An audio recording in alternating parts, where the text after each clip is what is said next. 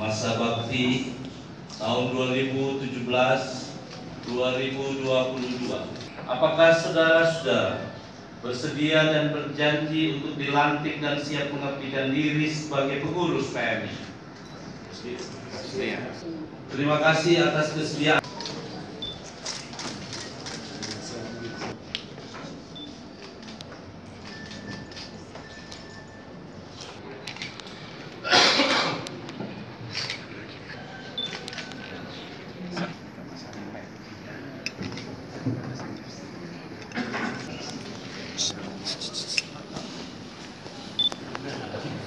Dilanjutkan penyerahan bendera Pataka.